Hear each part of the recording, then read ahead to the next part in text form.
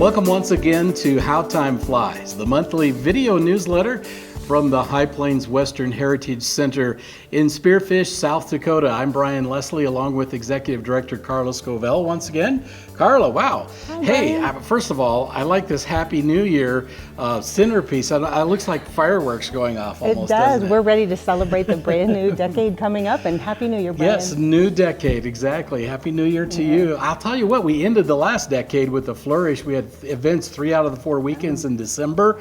And I don't think I can remember a time when this place has been this busy in December. I would agree. And I'm very grateful that the weather cooperated. Yes, it did, actually. Yes. Yep, we began things. We had a very berry Christmas with Lyle Berry and a fundraiser with special guest Dallas Seller, fundraiser for Gordy Pratt. That was a lot of fun. That was just really a was. wonderful way to kick things off. Yes, boy, what a way for him to see who his friends are. They came out in droves that day. They did. Paul Higby was in with his new book on the Doolittle Raiders about Don Smith from Bill Fouche. Very well attended and very interesting, I have to say. And so It really was. And he's actually going to be coming back with an enhanced version of that presentation on the anniversary of the Doolittle Raid in April. So be watching out for that. That's actually Saturday, April 18th at 1 o'clock. You got it. He'll be bringing his photographs and additional information, as you mentioned, enhanced version. And then we had a very Potter Christmas with Orion and Stacy Potter and their guests, Luke and Lizzie Anderson. And as always, just an enjoyable show for those guys. It was just amazing. And we ended things with the Campfire Christmas Concerto. And that included Boyd Bristow and Chet Murray and Kenny Putnam and Paul Larson with special guest Sarah Carlson. What a magnificent program that was. It really was. We went out of the month in style. We did. Yes. I tell you what, the theater was packed almost every single time we had an event, and just hundreds of people came through. Also, the Christmas Shoppers Village this last month was probably your most successful ever. It was. We saw more growth again. Once again, the vendors did great. And we saw a lot of new faces, folks who had heard about it from various sources, the Rapid City Journal, et cetera. And so a lot of Rapid City folks trekked down here, and we are grateful. We are really grateful to everyone who supported our events during the month of December. You can have all these plans and you can go big, but unless folks come out to support you, you really don't have a successful event. Go big or go home. Yeah. Well, nobody went home, that's for sure. No, including me, although I wanted to once. Well, it was also a good month from the Rotary being able to award the High Plains with a grant. Yes, Tell us about that. On December 11th, the Rotary had what they call a legacy giveaway, and they had selected 5 finalists from some really worthy local projects in the area, and we were one of them.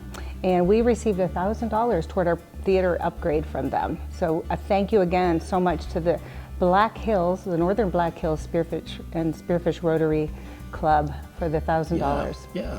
It was great to be part of that. Boy, some great worthy causes received funds from them. They always do. Very supportive of the community. Had some special guests in the month of December, including some of Harry Blair's family members, actually. Right, yes, just this week we had an opportunity to get to know one of his granddaughters, Kathleen, who lives in Iowa. She came in with her family and her daughters today as well. Actually this last week, I should say. Got a great picture of them, so check it out on Facebook. It's always such, a good reminder, when we meet folks that are generations down from the legacy that they started here, and we get to be part of that. Isn't that an honor? It really is. And we want to carry that on with integrity and steward their dream well. Oh man, yeah. I mean, you see what they started with and where it is today. It's just it's an amazing thing, and it's great to share that with the family. It really is. And we had a chance to tell them too, Brian, that we had some incredible donations this past month. We had two very large gifts totaling $38,000.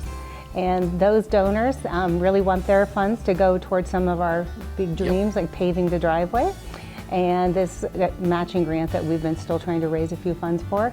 And so we're well on our way to both of those. Those are actual projects that could be completed, and we can actually see this driveway paved in the parking lot in 2020. It could happen. Wow. We still need the help of our community and those that are our supporters and friends. And then the theater, of course, with a lot of shows coming up this year, we'll enjoy some new sound and lighting and, Sure and will. video equipment. And we have a matching grant there. We still have to a little ways to go to match, but we're getting there. We are. Yeah. We're getting very close. Awesome.